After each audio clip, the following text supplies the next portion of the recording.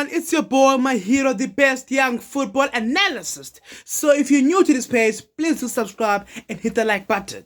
So today's game will be Orlando Pirates versus Kaizer Chiefs. Orlando Pirates was playing home, although the match was in the FNB Stadium. I think it was to accommodate more fans because it was written in the stars that it was gonna be the best derby. The best derby of the week, if there was another derby. I don't think there was another derby. The best derby of the year, the best derby of the month, we gotta be honest. 5-goal thriller, come on. What more do we want as South African fans, as South African football fans? What more do we want? As you guys see, I'm wearing a Pirates t-shirt as to show that I'm a happy Pirates fan. As Mr. Pumuzo Menenza says, he lists out the two. The two no longer stands for cheese, but it stands for two things. Second position, and secondly, it stands for we were down two times. We were down two times, but we were able to stand up and pick ourselves up to a point that we won the game. We were down when the score was 1-0, I mean. We came back, equalized 1-1. Then we were then down by 1 goal. Chiefs was losing 2-1, but we did not only equalize to make it 2-2, but we scored the winner by Monapole Saleng. But at the end of the day, I'm not analyzing Pirates, I'm analyzing Kaizer Chiefs also. So it was a great game. It was a great game. And as Pirates fans, we're not supposed to make fun of Chiefs fans because it was a great game. These are the kinds of game in South Africa that we need to lift the standard of South Africa very high, the football standard of South Africa. Because the way this game was displayed, Pirates were playing high press, Chiefs were focusing more on counter-attacks. Obviously, they can't play on transition because they don't have that transition player, so you would see them playing on counter-attacks. The high press of Pirates cost them 2 times. The counter-attack of Chiefs, they were very good at their counter-attacks, but I don't know why they messed it up. It's kind of because they were good. Both teams were not good defensively. Honestly, both teams were not good defensively. But you can see the approach of Chiefs. If you look into the first 5 minutes of the game before the first goal was scored by Du Preez, the first goal of the game, Pirates were not playing this high press. They were more composed, wanting to build from the back the way they usually do. Go to the goalkeeper, starting from Sipho Chine, then build from the defense to the midfield until to the attack. They were not playing that high press. But that goal put a shock into them. That goal shocked them. I'm telling you guys, that goal shocked them.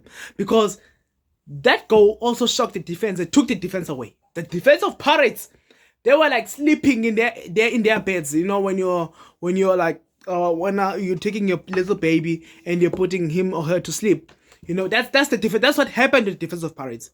Because Pule Moti and Tanzane, I gotta applaud it to Tanzane. He tricked the defense of Pirates. But the tactical awareness was very poor from the Pirates defense. You always need to be aware. There's phase 1. We are pressing high. You cannot do that against, as you guys can see on the video below. You cannot do that. Okay, let's leave Nda and Koki. Look at Lebitso. As you guys can see, there's Du Preez, there's Mdantsane. Mdantsane is offside. There's Pulemot has got the ball. Pulemot is able to put in a through pass from Mdantsane. They believe is putting from Mdantsane. Now Lebitso's the right back. Du Preez is in your position. So we expect you as defenders, the center backs, for you to cover him up. Remember that time Lebitso hasn't adjusted. So as a defender, as a right center back who's next to him, you're supposed to not just decide on yourself that no, he got it covered. He hasn't adjusted in the game. He started off bad, but ended up good. Ended the game great alongside with a goal. So yeah, you can trust him because he's a soccer player at the end, but you can see he's feeling the pressure, not because he's not a good footballer or not a good player or he's a poor tactical player. No, he's a good player, a good right back. He proved in the second half what type of a player he is, and he deserves, he's Pirates material. So, wow, I don't know what happened to Pirates defense. I was even frustrated. So the Pirates defense was caught napping. It was caught napping. I don't know what was happening with the Pirates defense. I think they were frozen because yes, there isn't Tanzania offside. The problem is that they when a player makes decisions. I hate a player that makes decisions. As a player, you must wait for the ref to make the decision. For now, play football. So they were caught napping. Dupreez, good thinking from Tatsane, seeing that he's offside. He let Dupreez make the run. Lebito realized later that, you know what, so you see, the lack of communication between the players. You cannot play a high line as defenders if you know that you're facing a team that have got fast forwards, fast attackers. So it was very poor defending from Pirates, but it was a good goal from Ashley Dupreez. A good goal from Ashley Dupreez, who was on form, raising his hands up. Coach Hugo Bruce was present in the stadium, FNP Stadium, raising his hands up, Ashley Dupreez, saying that I want to call. I'm not in the Premier League squad, but I'm proving myself that I deserve to be in the next Premier League squad, which will be against Nigeria, I think, in the World Cup qualifiers. So I think it's going to be around June. It's going to be around June. If he carries on like this, he will surely get the call up. So it was a good throw from Dupreez. Nothing Sebastian could have done from there. Nothing he could have done. He tried to cover up that angle, but I feel like he went down easily, Sebastian. I feel like he should have stood his ground. At the same time, yeah, it might be a goal, but it might have been a save if he had not go down immediately. But at the end of the day, we cannot blame him. He couldn't do anything. That was a powerful shot from Ashley Dupreez. So there was a penalty that Pirates fans believe that it should have been a penalty from Reef Rosler. I want to make it clear, guys. I won't be showing any video below. So I'll be explaining it. Reef Rosler, first of all, was in control of the ball. Reef Rosler was in control of the ball. He hit his foot and hit his hand. Actually, I think it was his fist, I think it was his fist, but it's a hand. It is a hand at the end of the day. So he's in control of the ball. The ball, it just bounced from his leg to his hand. That's not a penalty. It's not a penalty. See, at the end of the day, he's in control of the ball. It's not as if like he picked up the ball and hold it. No, the ball was rolling, and you know when you roll the ball and you're trying to he took the ball came from underneath his foot. So when it comes from underneath your foot, obviously the ball would just go up, and obviously he didn't expect that. At the end of the day, what I'm trying to say, it's not a penalty. You can never say that's a penalty. He was in control of the ball, and the ball bounced from his leg to his hand. That's the rules of football. If I'm an opponent and I cross the ball and it bounced from the opponent's knee up to his hand, it's not a penalty. It's not a penalty. Especially for Reef Rosler, was more advantageous that he was in control of the ball. Yeah, you see, he was in control. He didn't pick up the ball and say hold it. Now that's a penalty. No, it bounced from his leg to his hand, so no penalty. Let's be clear about that. It was not a penalty. But when you know, as you guys can see, after that goal was scored, now Pirates started to play a high line press. They started to press Chiefs. They pressed Chiefs, and this was during the first half. Leibniz had not adjusted, so it was not balanced on the right hand side. It was not balanced. And Saleng was not the Saleng that we know. You know.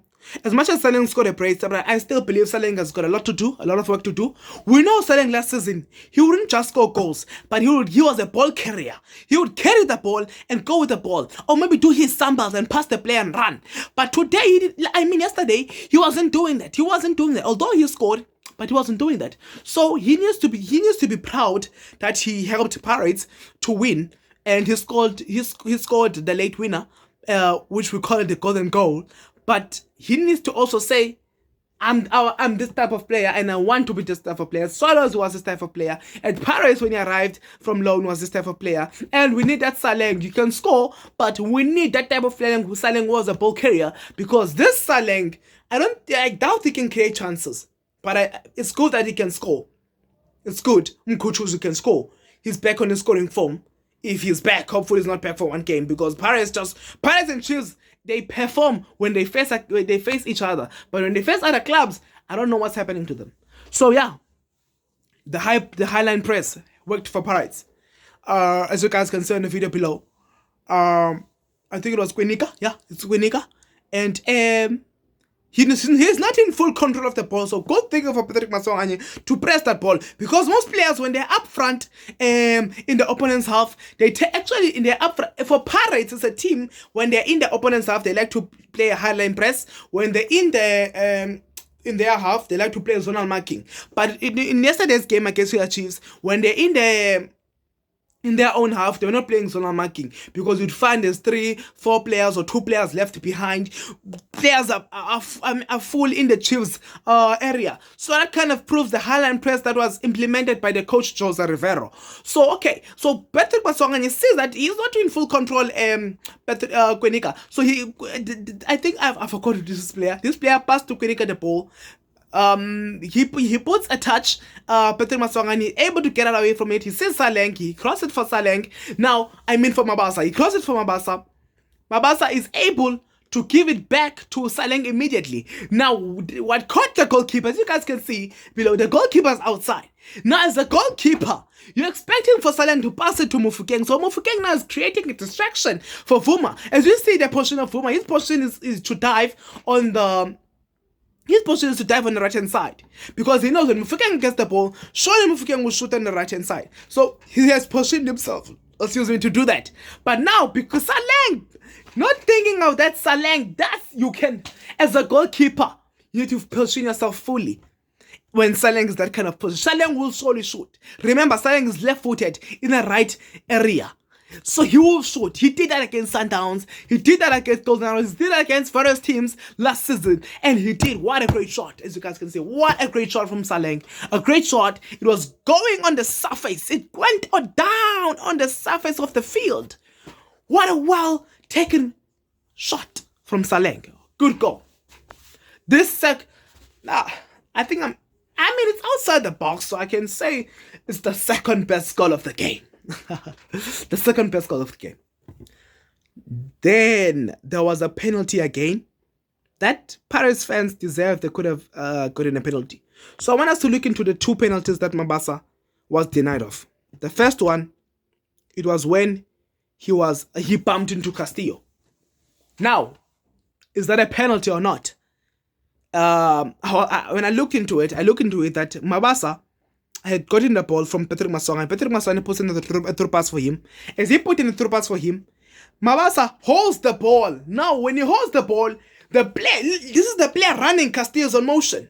Now, if you hold the ball, the player who's running on motion, the ball, this is the ball, I've stopped the ball, which means now I know the player, I mean I've taken the player away, which means I'm in a good position to shoot. So that was a penalty, because now Mabasa stopped the ball. Him stopping the ball means he knows that Castillo is a when you're in motion, you're running fast, you cannot just stop. The only way for you to stop is to try to slow down your speed, especially if you're in that motion, or bump into someone or bump into something, then you will stop. So Castillo had seen that, you know what, Mabasa has dribbled him. And he saw the only way to stop this is to professionally tackle Mabasa. The referee, from the beginning, he made poor decisions, because that was a penalty. Because Castillo had stopped a potential goal from Mabasa, or potential created opportunity from Mabasa, because Mabasa stops the ball. As you can see, Mabasa is in control of the ball. He's in control. He gets the ball. He stops the ball. Now, since Castillo is in motion, he then bumps to Mabasa, because Mabasa has controlled the ball, which means he's trying to move back. So Castillo will move forward since he was running. So it's a penalty. It's a clear penalty. Paris should have gotten a penalty from that decision. Poor decision from the referee to not spot it. That is a penalty. And that's, I don't know. I forgot his name. I don't know this referee's name. But no. Actually, he was against Paris. Paris were not facing 11 players. There was a 12th man, and that 12th man was the referee. At least the referee was then. I think he made the game balanced in the second half. That's when you saw that the referee was balanced. He was no longer making those poor decisions. But first half, I believe there was a brown envelope. I'm just kidding. So the second one, we see Mabasa jumping. We see give him Semango jumping behind Mabasa. Now, what? Now, Mabasa jumped first, which means when Mabasa jumps, when I jump as Mabasa, I am jumping. I am not in control of my body, because now I don't want to be adding too much physics, guys. I'm studying physics. So, okay, let me leave the gravity things. I jump. So as I jump, I'm not in control of my body because I'm not on the surface of the land. I'm not in control of my body when I jump high.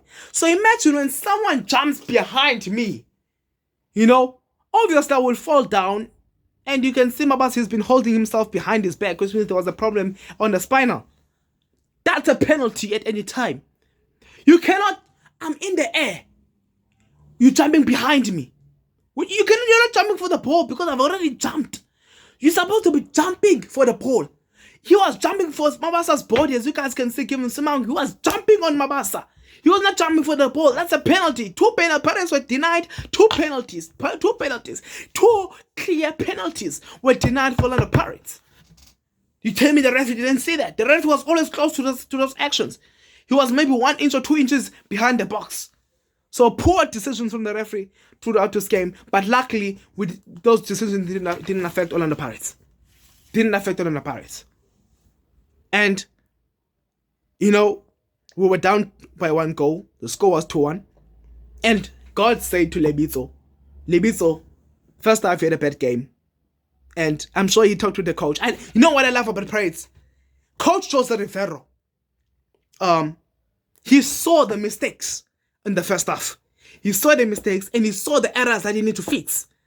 Now, coming to the second half, he fixed those errors. Came with the same team, no subs has been made. Most people were saying Lebitso must come off, because of his poor performance. But when I'm hearing from Lebitso's interview, he says that the coach sat with him down, told him your job now is to be a defender. You must do your defensive role much better.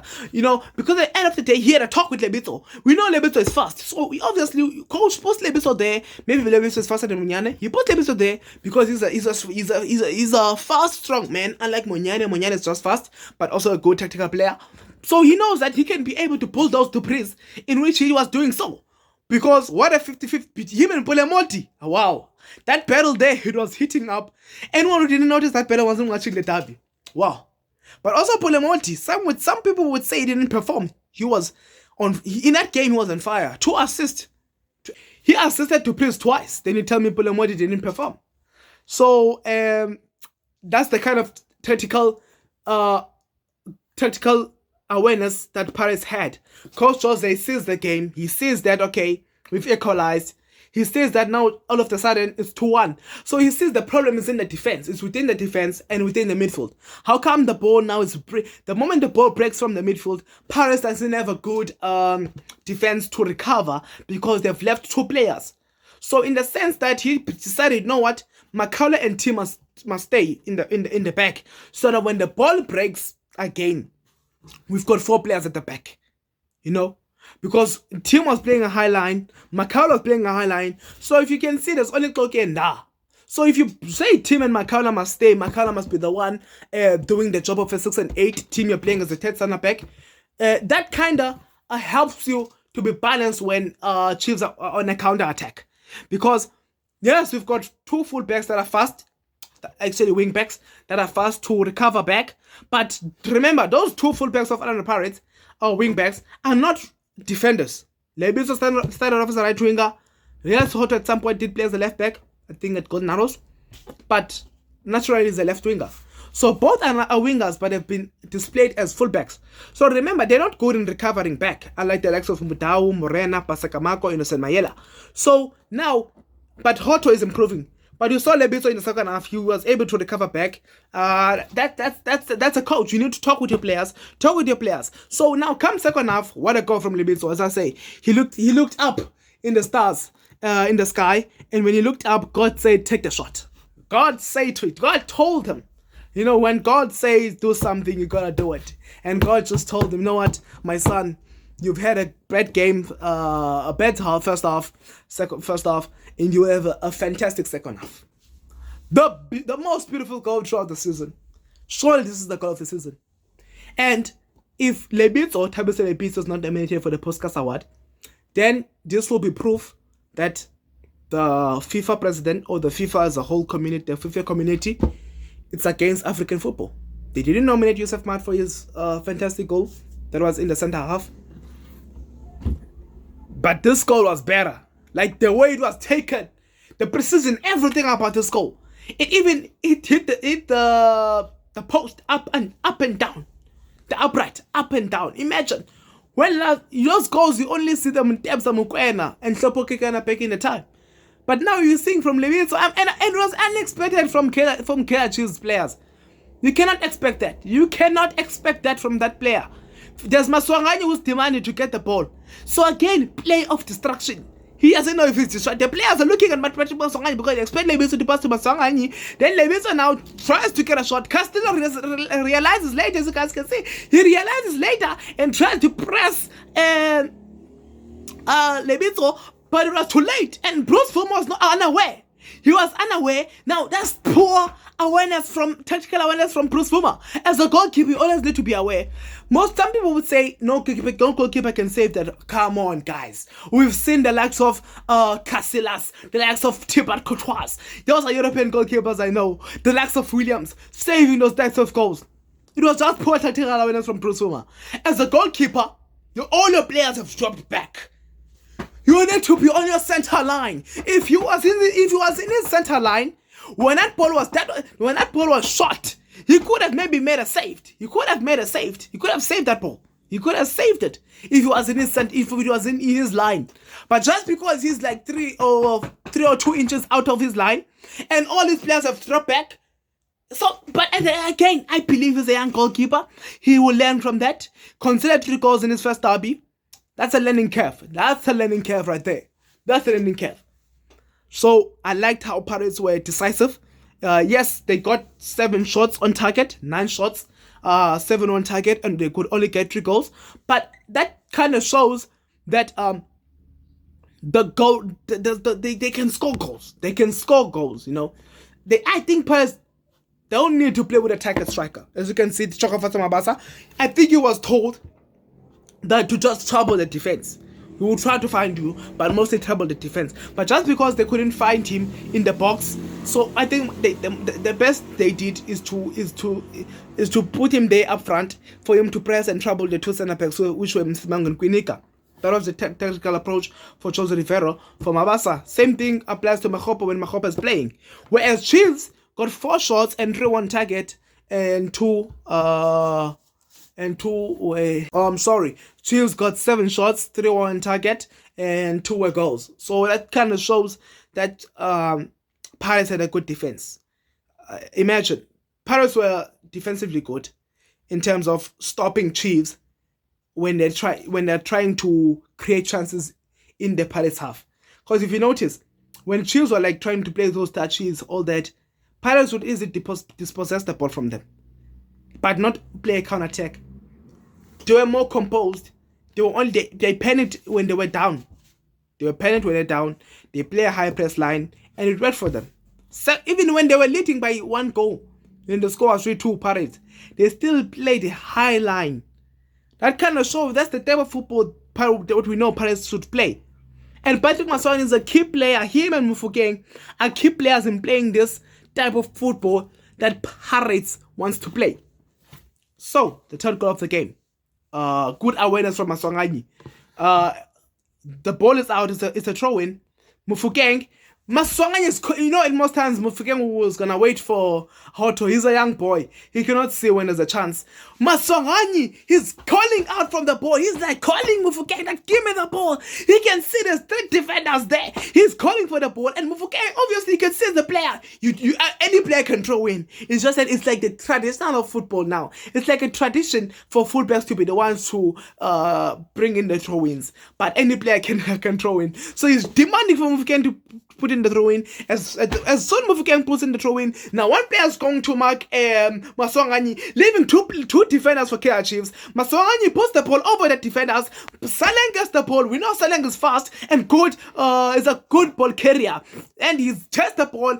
Bruce Fumo comes out. He then puts it over Bruce Fumo. A good goal. Pirates from 1-0 down. I mean, from 2-1, they were down by 1 goal, equalized to make it 2-2. It was not a late winner, actually, but it was a golden goal. No, good goal from Saleng. Cool and composed as it is. He was cool and composed. In those types of situations, you don't need to panic as a player. Just try to be calm. and you will get it right. And to show that Pirates Chiefs were only focusing on counter attacks. They wanted, because they've got fast players, and even their subs, they put in Wandile Tuba. That shows that they wanted to play on counter attacks. As much as now when they were down by 1 goal, when the score was 3-2, now they wanted to link those passes. But they cannot link passes when they don't have a 6. If we're being honest, Chiefs didn't play with other 6 in this game. They've got Castillo, and Math, and Tanzane. Tanzane is a player who supports the front 3. He supports the front 3. He's a clear 10. Even to Priest's goal, he was the one who was able to put it in through pass for Pulemboti. Pulemboti puts it for Priest, and it's a goal. But they played with other 6 Kaizer Chiefs. You're playing a team that have a 6, that have got a natural 8, and have got a 10. They were playing with 2 8s and 1 10 Kaizer Chiefs. No 6. No one supporting their backline to support and structure the defense. How do you expect to win the game? I'd rather play in Tetwa. Yes, they played at some point with Sitebe, but if we notice, Sitebe knew that his role was to play as a 6, so I need to adjust. As for Matt's mind is just to attack and move forward. There was no ball collector. All the balls of Kaizer Chiefs were playing long balls, distributions. So that shows the kind of poor tactical approach from Kevin Johnson. The poor tactical approach from Kevin Johnson. He could have done better. I feel like he could have gone from Tetwa. You have no choice. You signed them for a reason, right? You should have gone for Spong Stadium Tetwa. That's the least you can do. You need someone who's going to be a ball carrier. Someone who will receive the ball and move the ball and also protect your defense. Yeah, so a lot was happening for Kaizer Chiefs. A lot was happening. They could have won the game, Kaizer Chiefs, but they let Pirates win it. They let Pirates come back 2 times. They let themselves down. They have no one to blame but themselves. We see heated arguments from Brendan Peterson. It's Brendan Peterson, and also Kevin Johnson, Coach Kevin. I don't know what was the argument about, or conversation, but Coach Kevin seems to be okay with it, so I have nothing to say to that or add to that. So the ball possession of Pirates was 56%.